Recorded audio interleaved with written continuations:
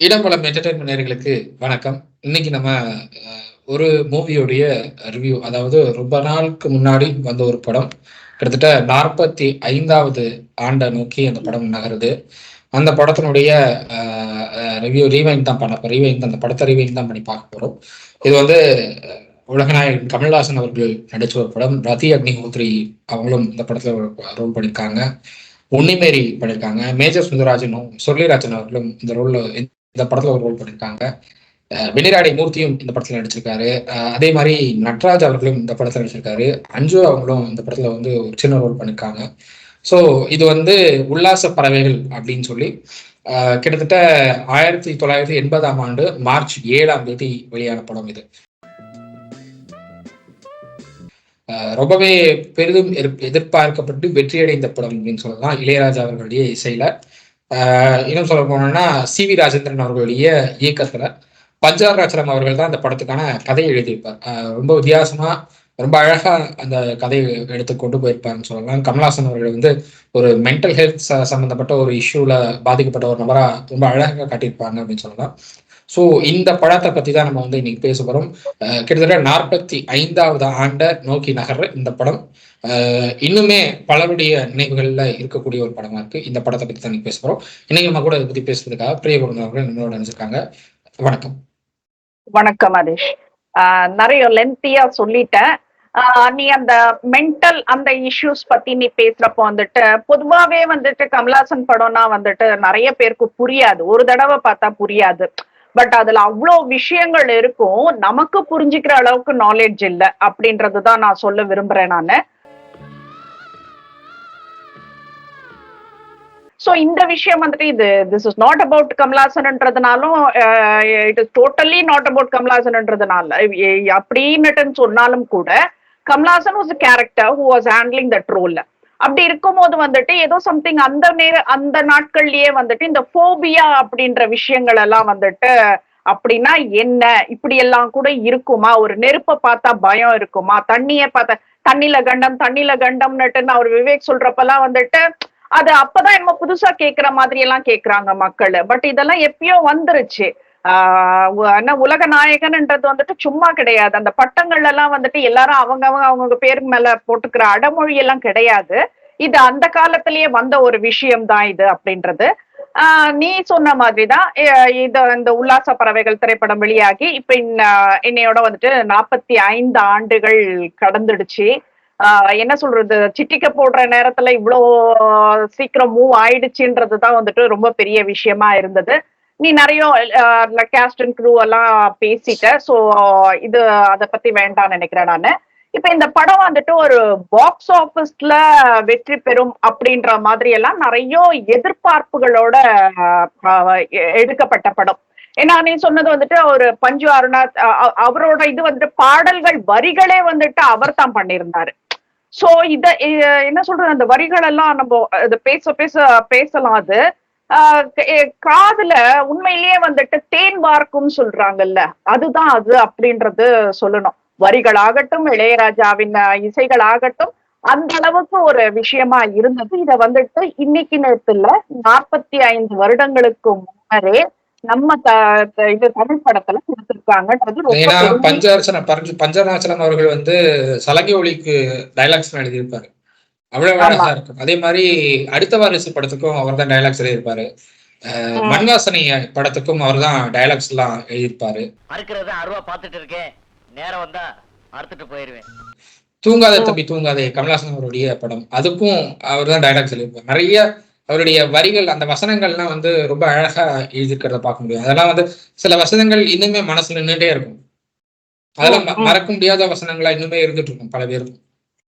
அது தூங்காதே தம்பி தூங்காதே சொல்றப்பதான் தூங்காதே தம்பி தூங்காதே டோட்டலா புரட்சி. அது இது வந்துட்டு இது நம்ம மத்தது சொல்றதெல்லாம் வந்துட்டு காதல்ல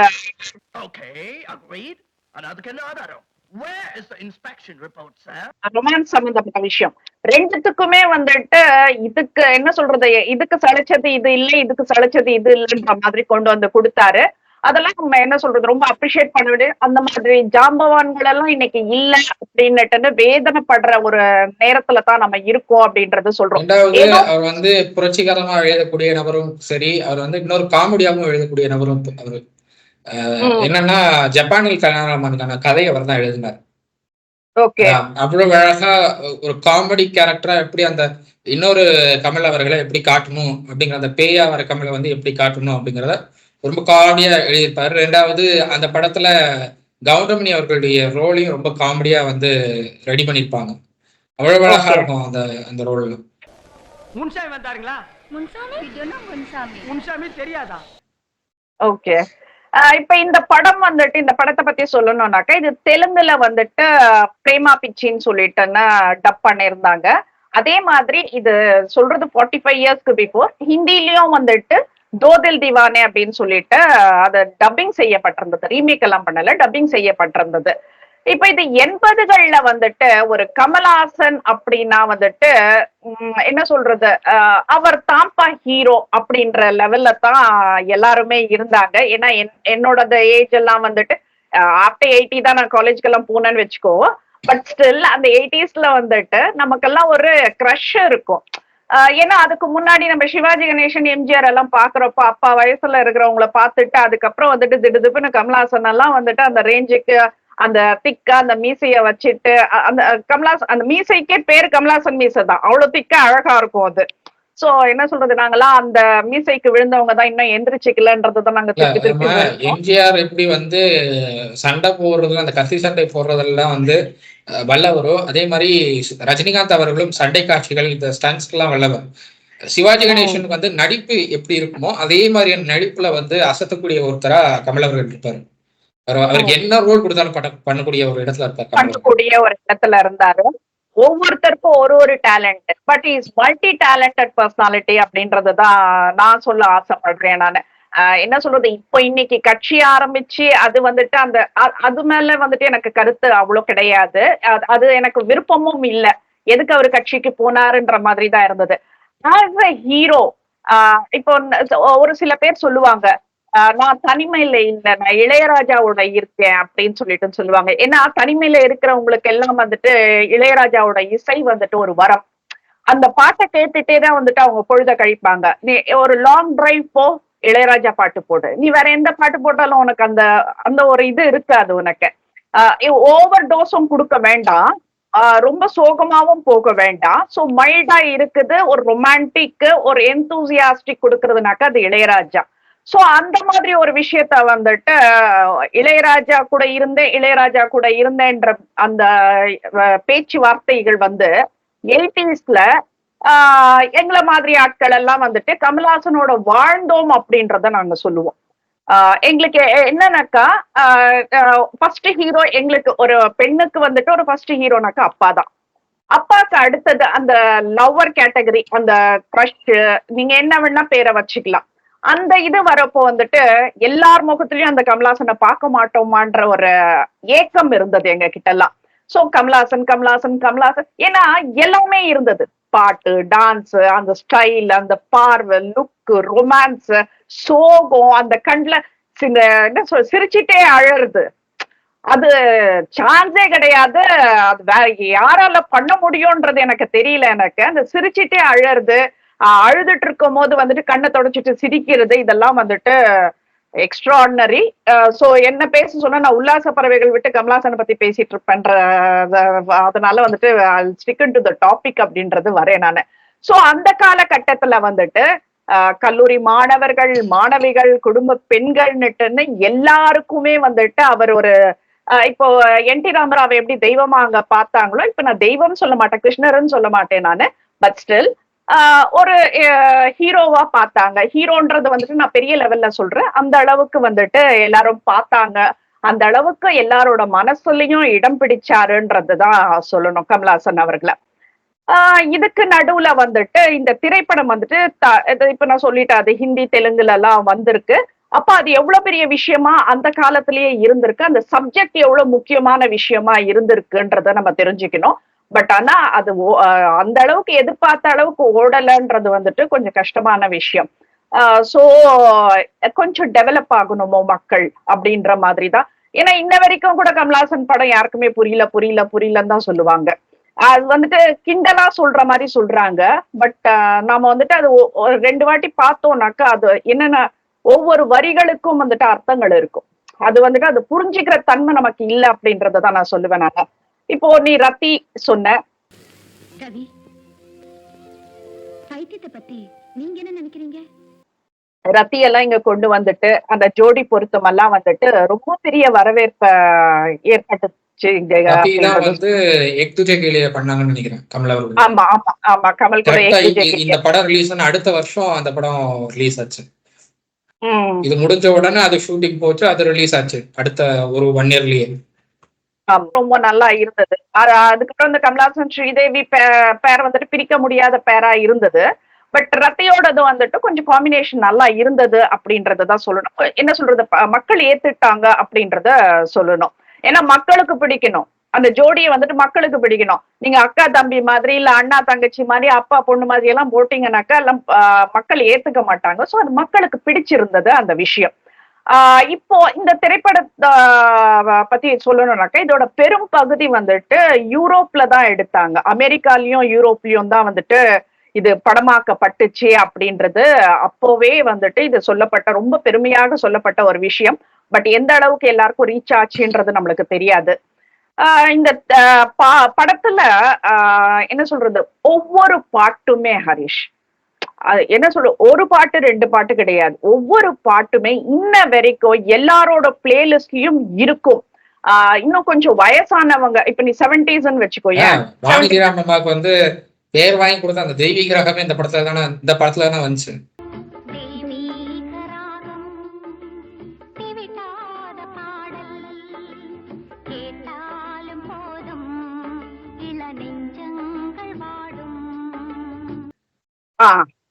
அந்த மாதிரி ஒவ்வொரு பாட்டுக்கும் வந்துட்டு ஒரு கதை இருக்கு. இந்த படத்துல மட்டும் ஒவ்வொரு பாட்டுக்கும் ஒரு கதை இருக்கு, ஒரு காரணம் இருக்கு அப்படின்றதான் சொல்லணும்.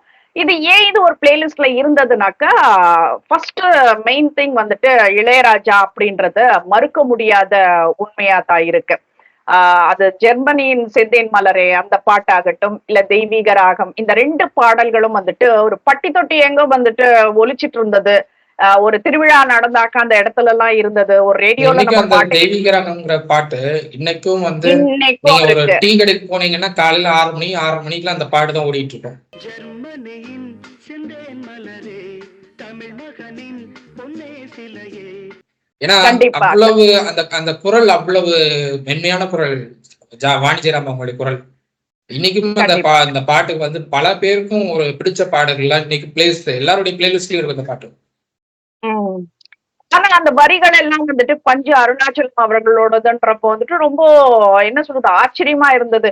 இப்படி எல்லாம் கூட மனுஷன் எழுதுவாரு. அது நாட் ஒன்லி லிரிக்ஸ், அதுக்கு இசை கொடுத்தது, அதுக்கு பாடினதுல எக்ஸ்பிரஷன் கொடுத்தது, அந்த பாட்டுக்கு ஒரு உயிர் கொடுத்தது, அந்த நடிப்புல ஒரு உயிர் கொடுத்தது. இது அத்தனையும் சேர்ந்தாதான் வந்துட்டு ஹிட் கொடுக்கும். சோ எல்லாமே வந்துட்டு ஒன்னா அமைஞ்சது அப்படின்றதுதான் சொல்லணும். அது அந்த 2 பாடல்கள்ல முக்கியமா இந்த பாடல் வந்துட்டு ஜென்சியன் வாணி ஜெயராம் தான் வந்துட்டு இணைஞ்சு பாடி இருந்தாங்க இந்த பாட்டை. இந்த பாட்டெல்லாம் எப்படி இருக்கும்னா, நம்ம கேட்கறதெல்லாம் விட்டுடு, கண்ணை மூடிட்டு ஒரு ஆழ் மனசுல நம்ம வந்துட்டு ஏதோ ஒரு விஷயத்த மைண்ட்ல ரெஜிஸ்டர் பண்ணிட்டு நம்ம கேட்டோம்னா வந்துட்டு அவ்வளோ இனிமையா இருக்கும். நீங்களாம் அந்த அளவுக்கு ரசிச்சிருப்பீங்களான்னு எனக்கு தெரியல எனக்கு. பட் எங்க காலத்துல எல்லாம் எங்களுக்கு வந்துட்டு என்ன சொல்றது, சந்தோஷம் அப்படின்னு கொடுக்கறதெல்லாம் வந்துட்டு இந்த மாதிரி பாடல்கள் தான். உட்கார்ந்துட்டு அந்த பாட்டை போட்டுட்டு கொஞ்சம் கண்ணை மூடி கேட்போம். என்ன சொல்றது, சும்மா டான்ஸ் ஆடுறது குதிக்க அதெல்லாம் கிடையாது. கண்ணை மூடி கேட்டு பாருங்க, கண்டிப்பா தேன் வந்து பாயுதா இல்ல. இது பேச்சு வழக்கெல்லாம் கிடையாது. காதுல தேன் வழியுதுன்றதெல்லாம் பேச்சு வழக்கெல்லாம் கிடையாது. உண்மையிலேயே தேன் வழியும்ன்றத நான் சொல்றேன் நானு. இந்த பாட்டு உருவான விஷயம் எப்படின்னா, கண்களை மூடினா ஆழ் மனசுல ஏதோ ஒரு காலத்துல ஒரு சம்பவம் நடந்திருக்கு. அந்த சம்பவம் வந்துட்டு ஒரு வலிய கொடுக்குது, வேதனையை கொடுக்குது. இதுல இருந்து வந்துட்டு இசைதான் வந்துட்டு ஒரு சரியான விஷயம். இப்ப அந்த காலத்துல எல்லாம் இசை மட்டும்தான் இருந்தது. சோ இதுல இந்த சிச்சுவேஷன்ல இருந்து மீள்றதுக்காக இசை ரொம்ப முக்கியமான விஷயமா இருக்கு. அதனால அதை தேர்வு செய்யறாங்க. அந்த இசைய வந்துட்டு ஒரு 6-7 நிமிஷங்கள் வாசிக்கலாமா, வாசிச்சா அந்த பாதிப்பை சொல்லுமா, இல்ல ஒரு 10 செகண்ட்ஸ்ல வந்துட்டு அந்த பாதிப்பை சொல்லுமா அப்படின்னுட்டுன்னு பஞ்சு அருணாச்சலம் இளையராஜாவை கேக்குறாரு. அப்ப இளையராஜா சொல்றாரு 10 செகண்ட்ஸ்ல சொல்லலாம் அப்படின்றாரு. அப்போ அந்த ஹம்மிங் போட்டதுதான் வந்துட்டு என்ன சொல்றது, படம் பூரா வந்துட்டு நம்ம காதுல ஒலிச்சுட்டே இருந்த ஒரு விஷயம். சோ இந்த ஒவ்வொரு பாடலுக்கு பின்னாலையும் பெரிய பெரிய கதைகள் எல்லாம் இருக்கு. அந்த ஒவ்வொரு முறையும் வந்துட்டு மனசுல அந்த பாதிப்பு கேட்கும் போதெல்லாம் வந்துட்டு அந்த ஹம்மிங் அந்த ஹேன்ற அந்த அது சொல்றது வந்துட்டு புல்லரிக்கும். அது அந்த அளவுக்கு இருக்கும் அந்த ஹம்மிங்கு. அந்த ஹம்மிங்ல அந்த பாடல்கள் கூட விட்டுடும், அந்த ஹம்மிங்ல அவ்வளவு உயிரோட்டம் இருக்கும். உங்களுக்கு நாடி என்ன சொல்றது, இதாயிடும், ஒரு மாதிரி மெய் சிலிர்க்கும் அப்படின்றாங்க பாரு, அந்த மாதிரி இருக்கும் அந்த ஹம்மிங். நீ ஹம்மிங் எல்லாம் வந்துட்டு நிறைய பேர் வந்துட்டு சாதாரணமா நினைச்சுக்கிறாங்க, கோரஸா பாடுறது தானே, இதுல போய் என்ன இருக்கு அப்படின்ற மாதிரி வந்துட்டு இந்த இந்த கோரஸா பாடுறது அப்படிங்கிறது இளையராஜா சாருடைய ரெக்கார்டிங் போனீங்க அப்படின்னா, நான் 2-3 தடவை நான் போயிருக்கேன் அவருடைய ரெக்கார்டிங்க்கு. பிரசாத் ஸ்டுடியோல எனக்கு அப்பதான் காலேஜ், நான் அப்பதான் முடிச்சிருப்பேன். நான் காலேஜ் முடிஞ்சு அவருடைய பிரசாத் ஸ்டுடியோல அவருடைய ரெக்கார்டிங் போயிட்டு இருக்கோம். கோரஸ்ல ஏதாவது ஒரு மிஸ்டேக் ஆயிடுச்சுன்னா கம்ப்ளீட்டா அந்த ரெக்கார்டிங் ஸ்டாப் பண்ணிடுவார். கம்ப்ளீட்டா ஸ்டாப் பண்ணிட்டு எப்படி பாடணும் அப்படிங்கறத அவரே சொல்லி கொடுப்பாரு. ஒரு 1/2 hour அந்த செஷன் போகும். எப்படி பாடணும், எந்த டோன் நீங்க எடுக்கணும், எந்த ராகத்துல அது வரணும், ஹை பிச்சா லோ பிச்சா அப்படிங்கறதெல்லாம் சொல்லி கொடுத்து, அந்த கோரஸ்க்கு கூட சொல்லி கொடுத்து, அங்க 2-3 பேர் இருப்பாங்க கோரஸ். முன்ன 6 பேர் 7 பேர் நிக்க வச்சு பண்ணாங்க. இப்ப 2-3 பேர் அந்த கோரஸ் பண்றாங்க. சோ அப்படி அவங்களால நிக்க வச்சு அவங்ககிட்ட இந்த மாதிரி பண்ணணும், இவ்வளவு லோ பிச்ல பாடணும், இந்த ஹை பிச் இந்த இடத்துல ஹை பிச் எடுக்கணும் நீங்க அப்படிங்கறது ஒவ்வொன்றும் சொல்லி கொடுத்து, அது வர வரைக்கும் விட மாட்டேன். அவர் என்ன நினைக்கிறாரோ அந்த இடத்துக்கு அவங்க கோரஸ் வந்தாகணும், இல்லைன்னா அது வரைக்கும் விட மாட்டார். அது வரைக்கும் ரெக்கார்டிங் போயிட்டே இருக்கும். ஏன்னா நான் ரெண்டு ரெக்கார்டிங் பார்த்திருக்கேன், அவரோட 2 ரெக்கார்டிங் பார்த்திருக்கேன். நான் 2 ரெக்கார்டிங்லயும் இதுதான் நடந்தது. கோரஸ் கூட அவர் நினைக்கிற இடத்துக்கு வந்தாகணும், இல்ல அப்படின்னா விட மாட்டார். பட் ஆனா ஒரு பிளேபேக் சிங்கருக்கு இருக்கிற மரியாதை வந்துட்டு இந்த கோரஸ் பாடுறவங்களுக்கு எப்பவுமே இருந்தது கிடையாது. அவங்கள ஒரு துச்சமா தான் நினைக்கிறாங்க மக்கள் எல்லாம். பட் அது எவ்வளவு பெரிய விஷயம். பிளேபேக் சிங்கரை விட மியூசிக் டைரக்டர்ஸ் ரொம்ப முக்கியத்துவமா பாக்குறது இந்த கோரஸ் ஆளுங்களை தான். பிளேபேக் சிங்கர்ஸ் நீங்க ஒரு பாட்டு கொடுத்தா பாடிட்டு போயிடுவாங்க. பட் மியூசிக் டைரக்டர்ஸோட கம்ப்ளீட்டா டிராவல் பண்ண போறது இந்த கோரஸ் ஆளுங்க தான். சிங்கர்ஸை விட கோரஸ் தான் கம்ப்ளீட்டா டிராவல் பண்ண போறாங்க. இவங்களுடைய மியூசிக் ஜேர்னில கம்ப்ளீட் டிராவல் பண்ண போறது இவங்க தான். மியூசிக் டைரக்டர் இப்போ ஒரு சிங்கரால இவர் இளையராஜா சார் நடத்துற ஷோக்கு ஒரு சிங்கரால வர முடியல அப்படின்னா அந்த இடத்துல ஒரு கோரஸை தூக்கி உட்கார வச்சிருவாரு. எஸ்பிபி சாரோட நிறைய கோரஸ் பாடினவங்க நிறைய பேர் எஸ்பிபி சாரோட மேடையில பாடியிருக்காங்க. மலேசியால இளையராஜா சாருடைய ப்ரோக்ராம்ஸ்க்கு 2-3 ப்ரோக்ராம்ஸ்ல கோரஸ் பாடினவங்க தான் பாடினாங்க எஸ்பிபி சாரோட. இப்போ ஒரு பாடல்ல உணர்ச்சி கொடுக்கலாம், இல்ல ஒரு இசையில உணர்ச்சி கொடுக்கலாம், நடிப்புல உணர்ச்சி கொடுக்கலாம், இந்த மாதிரி உணர்ச்சிகள் கொடுக்கலாம். ஆனா ஹம்மிங்ல உணர்ச்சி கொடுத்திருக்காங்க அப்படின்றது இந்த படத்துல ரொம்ப பெருமையா சொல்ல வேண்டிய ஒரு விஷயமா இருக்கு. எல்லா உணர்வுகளும் அந்த ஹம்மிங்லயே அடங்கிடும். உனக்கு சோகமா சோகம், சந்தோஷமா சந்தோஷம், எல்லாமே அது கொடுத்திருந்தாங்க. ஏன்னா அது 2 பாட்டு இல்லையா அந்த படம். சோ அதனால அந்த 2த்தையும் கம்பைண்டா கொடுக்கறது தான் அந்த கோரஸ், அந்த ஹம்மிங்கா இருந்தது. இது உண்மையிலேயே பஞ்சு அருணாச்சலம் அவர்கள் எப்படி எழுதி இருந்தாரோ அந்த மாதிரிதான் இந்த பாடல்ல தெய்வீக ராகம் தான் அப்படின்றதுதான் சொல்லணும். இன்னும் அடுத்த லைன் சொல்லவும் சொல்லிடலாம், தெவிட்டாத பாடல் அப்படின்றதுதான் நம்ம சொல்லணும். அவ்வளவு விஷயங்கள் இருக்கு இந்த ஒரு பாடல்லையே அப்படின்றதுதான். இதுல இந்த பாட்டுல நம்ம கவனிக்க வேண்டியது ஒண்ணு இல்ல, 2 விஷயம். இப்ப நான் சொன்னதுதான். முதல்ல காதல் இருக்கும், அந்த பாட்டு காதல்ல ஆரம்பிக்கும். இன்னொன்னு காதல் தனியறது இருக்கும். சோ 2மே அட் அ டைம் கொடுத்திருப்பாங்க. அதெல்லாம் ரொம்ப இதுவா இருந்தது.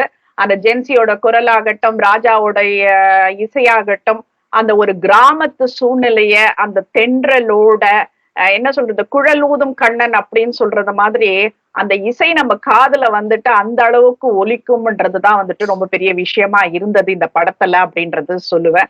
சோ இளையராஜா சார் பத்தி பேசணும்னா இன்னும் சொல்லலாம். வெளியில பாக்குற எல்லாரும் என்ன நினைக்கிறாங்க அப்படின்னா, வந்து ஈகோ அவருக்கு நிறைய இருக்கு, அவர் தான் தான் பெரிய ஆளு நினைச்சிட்டு இருக்காரு அப்படிங்கிற மாதிரி எல்லாரும் நினைக்கிறாங்க. ஆனா இளையராஜா சாரோட பழகிற வாய்ப்பு எனக்கு நிறைய கிடைச்சது. நான் நிறைய அவரை பார்த்து பேசியிருக்கேன். நிறைய அவருடைய இந்த ரெக்கார்டிங் செஷன்ஸ் 2 செஷன்ஸ் அட்டன் பண்ணியிருக்கேன். நிறைய அவரோட என்ன சொல்றது, அவர் மியூசிக் பண்ணும்போது அவர் யாருமே உட்காந்துருக்க மாட்டாங்க.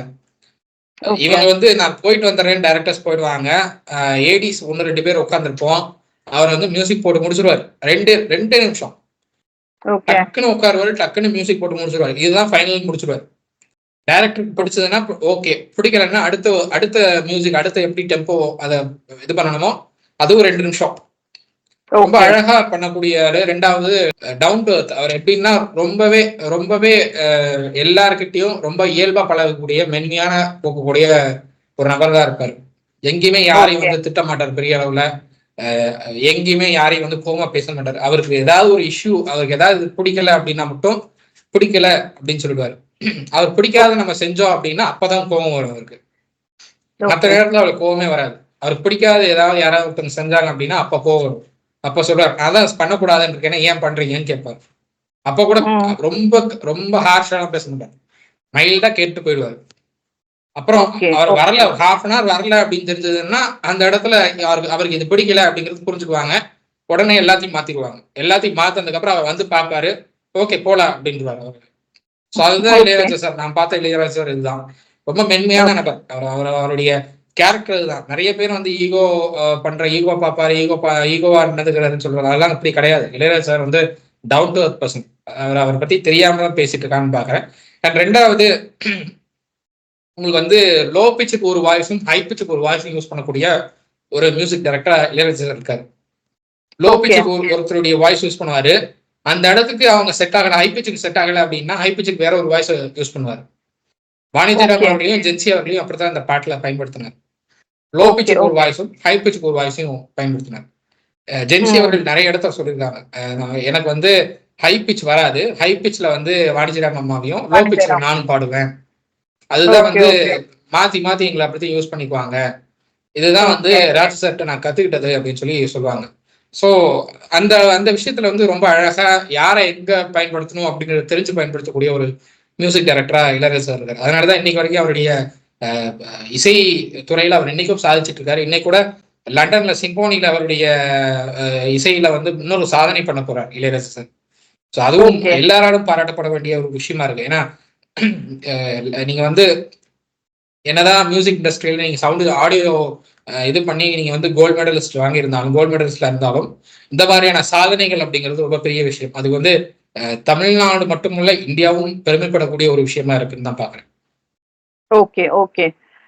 நம்ம இப்ப இவ்வளவு விஷயங்கள் நம்ம பேசிட்டு இருக்கோம். பட் நீ இன்னைக்கு ஜெனரேஷன் எடுத்து பார்த்தேன்னா, இப்ப இப்போ வந்து ராதிகா மேடமா கூட வந்துட்டு ஒரு ஹீரோயினா நடிக்க வச்சு பார்த்தாக்கா அழகாதான் இருக்கும். ஏன்னா அவங்க கிட்ட அந்த நடிப்பு திறமை எல்லாம் இருக்கு. எங்க இருந்து வந்தது, அன்னைக்கு அந்த பாரதி ராஜா, பாலச்சந்தர் இவங்க கிட்ட இருந்து வருது. சோ இசையும் ஆகட்டும் வந்துட்டு இப்ப இளையராஜாவோட இப்ப இந்த மாதிரி வந்துட்டு அப்போ அந்த அளவுக்கு வந்து ஒரு ஹார்ட் ஒர்க் ஒருத்தர் கிட்ட இருந்து வாங்கிட்டு இருந்தாங்க.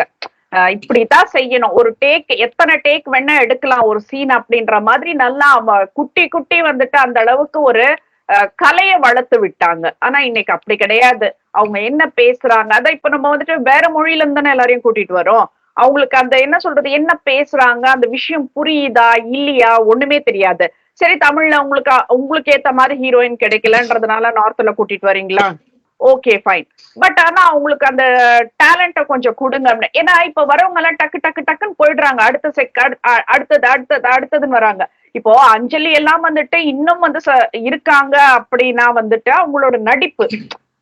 இப்ப அஞ்சலிக்கு இருக்கிற திறமைதான் வந்துட்டு திறமையை பத்தி தான் நான் பேசிட்டு இருக்கேன். அந்த மாதிரி திறமை எல்லார்கிட்டயும் இருக்கணும்ன்றது எதிர்பார்க்கிறேன். வெறும் கவர்ச்சியும் உடல் அமைப்பும் வச்சுட்டெல்லாம் வந்துட்டு ரொம்ப நாள் ஓட்ட முடியாது. இப்பத்திக்கு வேணா ஒரு 4 படம் ஃபேன்ஸுங்க பாக்குறாங்கன்ற மாதிரி ஓட்டிட முடியும்.